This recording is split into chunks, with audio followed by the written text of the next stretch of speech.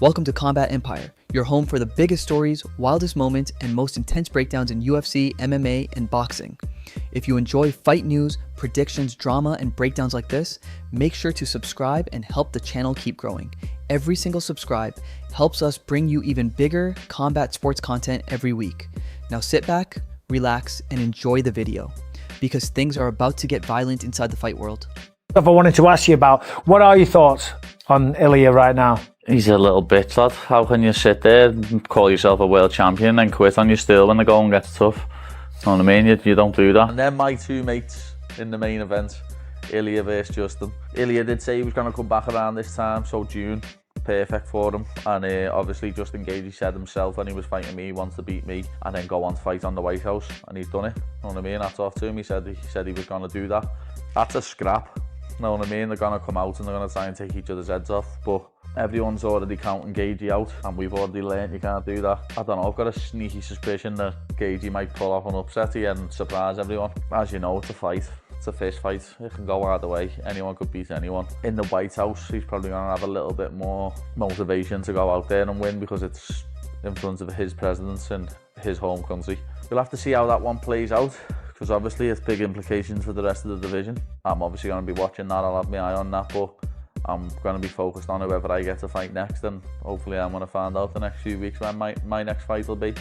And hopefully he said he was going to beat Ilia, because I know I'd beat Ilia. You know what I mean? I know MMA math doesn't work, but I know I beat Ilia and Justin Gagey beat me, so it was a no-brainer for me that Justin Gagey. Paddy the Baddie Pimblett wastes absolutely no time before reigniting one of the most personal rivalries in the lightweight division.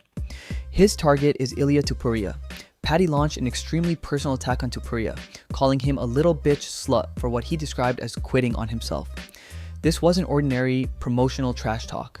Pimblett was directly questioning Topuria's mentality and fighting spirit, attacking the psychological side of a fighter who had previously built much of his reputation around supreme confidence.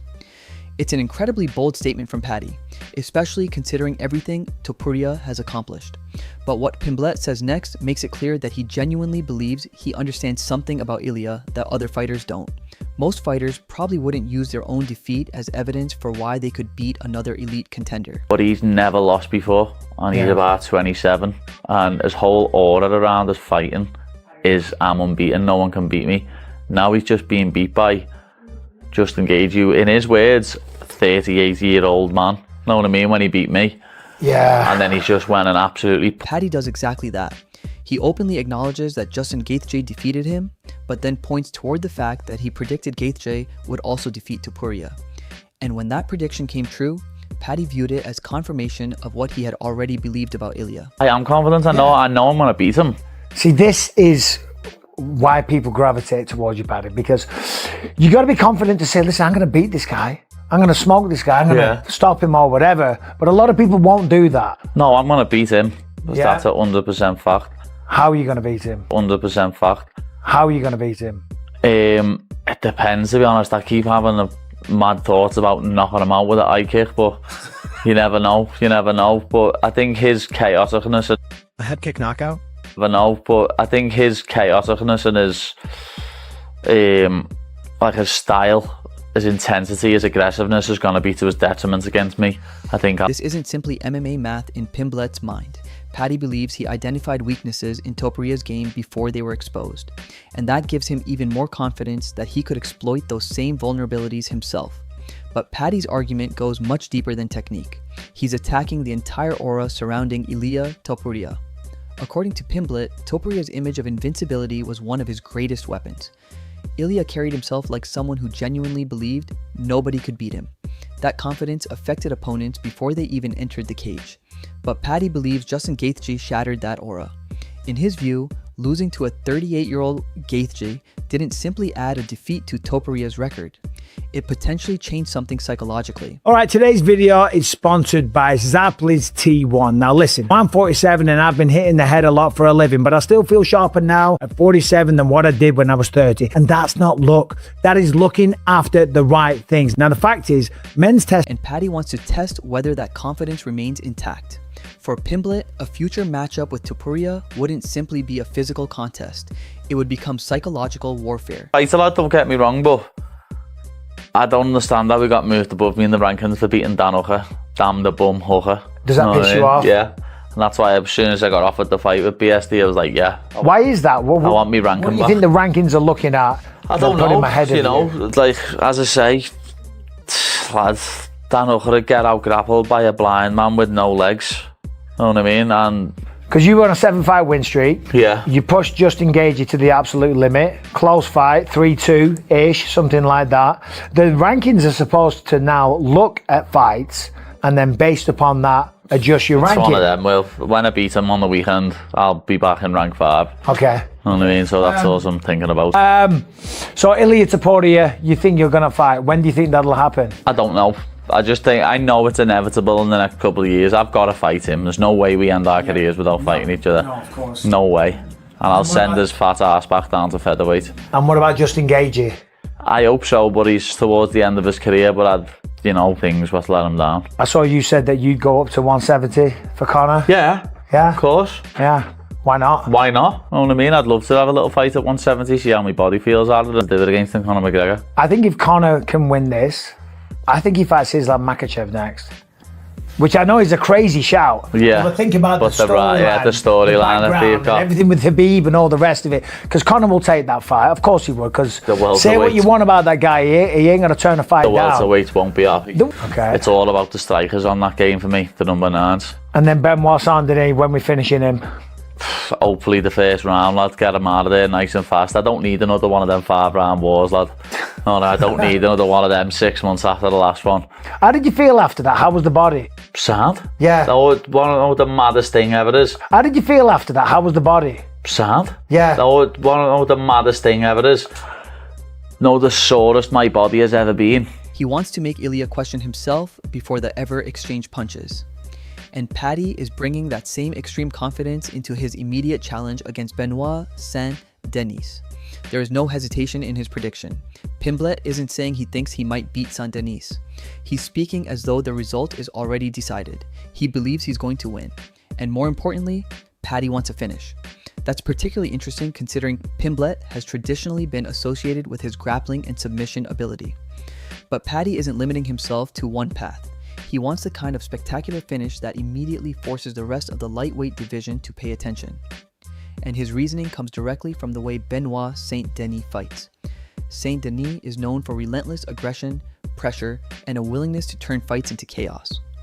Most opponents view those qualities as dangerous. Paddy views them as opportunities. He believes Saint-Denis' aggression can eventually become a liability.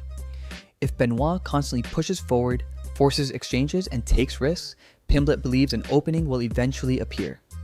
And Paddy intends to capitalize the moment it does. So underneath all the confidence and trash talk, there is an actual tactical argument. Pimblett believes he understands Saint-Denis' tendencies and has identified exactly how that aggression could be used against him. But this matchup is about more than simply defeating another ranked lightweight. For Paddy, it's also about correcting what he sees as a completely broken ranking situation. Pimblett has openly questioned why Benoit Saint-Denis is ranked above him, and he hasn't exactly been respectful toward the opposition that helped Benoit reach that position. Paddy dismissed Dan Hooker as Dan the Bum, arguing that Saint-Denis' victory shouldn't automatically place him above Pimblett in the lightweight hierarchy. Go on. After fighting Tony Ferguson. Really? And I've dominated for 3 rounds. Yeah. It's weird, My body isn't it? has never, like, his bones were made out of metal. People are scared of getting punched. And it Sometimes doesn't on the hurt. end of the nose, that can Yeah. sting a little bit. I just don't think getting punched hurts. I was meant to just clip myself. All right, give us your prediction for Benoit then. Yeah, I think I finish him fast. I think he's gonna probably put his head in a choke and get put fast asleep. I don't think he'll tap. I think he'll go unconscious. Okay, well, mate, all the best. Congrats. Obviously, there's plenty of ego involved, but Paddy's frustration also reflects something fighters have complained about for years: the subjective nature of UFC rankings. Pimblett believes his performances, level of opposition, and willingness to accept difficult fights should carry more weight, and seeing another fighter positioned above him only increases his motivation. Paddy even used an intentionally outrageous comparison when discussing the difference between Dan Hooker's performance and his own competitive battle with Justin Gaethje. From Pimblett's perspective, the conclusion is straightforward. If Benoit is ranked above him, beat Benoit, remove the argument completely. And once that happens, Paddy already knows exactly who he wants next: Ilia Topuria. No matter how much the lightweight division changes, Pimblett continues returning to that rivalry. He believes the fight is inevitable. According to Paddy, neither man can finish his career without eventually settling what has developed between them. This isn't simply another call-out anymore. It's becoming part of how Pimblett imagines his entire career unfolding. And when discussing what he intends to do if they finally meet, Paddy delivered another brutal message: "I'll send Ilia's fat ass back down to featherweight." That tells you exactly where Pimblett's head is. He's preparing for Benoit, Saint-Denis, but Topuria remains somewhere in the background of almost every major conversation. Because Paddy doesn't simply want victories, he wants fights that define his legacy. And there's another enormous name sitting on that list: Conor McGregor. Pimblett has made it clear that he would willingly move up to 170 pounds if that were necessary to secure a McGregor fight. From both a competitive and business perspective, Paddy understands exactly what that opportunity would represent. A fight with McGregor means an enormous audience, an enormous payday, and the chance to elevate himself from a popular UFC contender into an even bigger global attraction. For Pimblett, the weight class wouldn't be enough to stop him. If Conor wants 170, Paddy's willing to go to 170. And his comments surrounding McGregor haven't stopped there. Pimblett has even predicted that Conor could eventually find himself opposite Islam Makhachev. On paper, rankings and competitive logic could make that matchup difficult to justify. But Paddy understands that UFC matchmaking isn't always driven exclusively by rankings. There is history. There is the enormous shadow of Khabib Nurmagomedov. There is the Ireland versus Dagestan storyline. And there is the kind of attention that only a handful of fights could generate. Paddy believes Conor would be willing to accept that challenge regardless of the consequences at welterweight, because the storyline would simply be too enormous to ignore. That perspective reveals another side of Pimblett. He doesn't only understand fighting, he understands the business surrounding fighting. But before Topuria, before McGregor, and before any potential championship opportunity, Paddy has one immediate objective: Benoit Saint-Denis. And Pimblett wants this one finished quickly, ideally in the first round. Paddy has made it clear that he doesn't want another exhausting 5-round war like the one he experienced previously. Those fights create memorable moments, but they'll also take something out of your body. Pimblett understands that staying active at the highest level requires more than simply winning. Sometimes it requires winning efficiently. And against Benoit Saint-Denis, that's exactly what Paddy intends to do. This isn't simply confidence from Paddy Pimblett. There is a strategic reason behind his desire to get Benoit Saint-Denis out of there as quickly as possible. Paddy doesn't want unnecessary damage. He wants to enter the cage, find the opening, secure the finish, and immediately move toward whatever massive opportunity comes next. Ideally, Pimblett wants the fight finished in the opening round. That's completely different from the kind of battle he expects if the long-awaited showdown with Ilia Topuria eventually happens. Against Topuria, Paddy appears prepared for something much more personal, emotional, and potentially drawn out. Against Saint-Denis, efficiency is the priority. Get in, get the job done, get out. And Paddy's reasoning becomes much easier to understand when he talks about the physical consequences of some of his previous fights. One of the most surprising revelations was his comparison between his victory over Tony Ferguson and his grueling battle with Justin Gaethje. Despite the Gaethje fight appearing considerably more punishing, Pimblett claimed his body actually felt more battered after beating Ferguson. He described the physical feeling afterward by saying his bones felt like metal. That provides an interesting reminder of what these fighters experience behind the scenes as. The damage we see during a fight doesn't always tell the entire story. A fighter can leave the octagon without dramatic cuts, swelling, or obvious injuries and still wake up the following morning feeling like his entire body has been through a car crash. Repeated kicks, grappling exchanges, awkward positions, block strikes, and constant physical resistance can create a completely different type of damage. Sometimes the hardest fight to recover from isn't necessarily the one that looked most violent on television, and that experience helps explain Paddy's mentality heading into Saint-Denis. He understands that every unnecessary minute inside the octagon comes with consequences, especially against someone as aggressive and physically demanding as Benoit. If Paddy sees an opportunity to finish the fight immediately, he has absolutely no intention of allowing Saint-Denis to survive simply because he wants to entertain the crowd for longer. The goal is to win while preserving his body for the next opportunity. Because Pimblett isn't thinking about one fight anymore. He's thinking several moves ahead. Benoit Saint-Denis could lead to another major contender. another major contender could lead directly back toward Ilia Topuria, and eventually, Paddy believes those victories could place him exactly where he has always claimed he belongs, among the biggest names in the lightweight division. But while Paddy understands the physical consequences of fighting, his mentality toward actually absorbing punishment remains completely different. Pimblett has made the almost dismissive claim that getting punched in the face doesn't really hurt. Obviously, fighters still absorb damage, but the statement reveals something important about how Paddy mentally approaches competition. He refuses to allow the possibility of getting hit to create hesitation. For an aggressive fighter, that mentality can become a major weapon. If you're constantly afraid of what happens when your opponent connects, you begin fighting cautiously. You hesitate before entering exchanges. You become reluctant to take risks. Paddy appears determined to avoid that psychological trap completely. He accepts that punches are going to land. He accepts that fights become uncomfortable, and he believes his ability to continue pushing forward after taking damage gives him an advantage over opponents who begin questioning themselves once the fight becomes chaotic. That's also one of the reasons Pimblett's fights can become so entertaining. He isn't naturally interested in spending an entire contest avoiding exchanges. When he sees an opportunity, he's willing to engage. He's willing to scramble, he's willing to take risks, and sometimes he's willing to absorb something himself if he believes it creates an even bigger opening in return. Against Benoit Saint-Denis, that mentality could produce an extremely violent matchup. Saint-Denis is also known for pushing forward, applying pressure, and forcing opponents into uncomfortable exchanges. Neither man wants to surrender momentum, and Paddy believes that aggression will ultimately become Benoit's biggest mistake. His final prediction couldn't be much more brutal. Pimblett isn't simply predicting a victory. He isn't even talking about winning on points or grinding out a submission after several difficult rounds. Paddy believes he's going to put Benoit Saint-Denis to sleep. Fast. In Pimblett's mind, this isn't supposed to become another exhausting war. He wants a definitive finish that leaves absolutely no debate surrounding who the better fighter was that night. That level of certainty perfectly matches everything Paddy has been saying. He believes Saint-Denis's aggression will create the opening.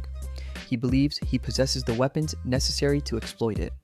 And he believes the finish will come quickly enough that he can immediately begin talking about the next chapter. Because ultimately, Benoit Saint-Denis isn't the only fighter Paddy is thinking about. Ilia Topuria remains the name hanging over everything. Their rivalry has become too personal, too public, and too deeply connected to both men's careers to simply disappear. Paddy believes Topuria's aura has already been damaged. He believes Justin Gaethje exposed weaknesses that can be exploited. And most importantly, Pimblett believes he is the fighter capable of exploiting them again.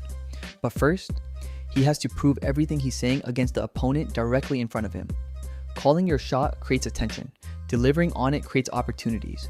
If Paddy really does finish Benoit Saint-Denis quickly and decisively, the calls for the Topuria fight are only going to become louder. And if that matchup finally happens, years of insults, predictions, confrontations, and genuine hostility will eventually have to be settled inside the octagon. So now the question is simple.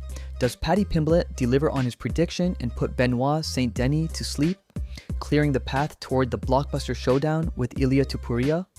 Or does Saint-Denis turn Paddy's extreme confidence against him and completely derail those plans? Drop your prediction in the comments below, and if you enjoyed the video, make sure to leave a like, subscribe, and turn on notifications for more UFC news, fighter reactions, predictions, and MMA breakdowns.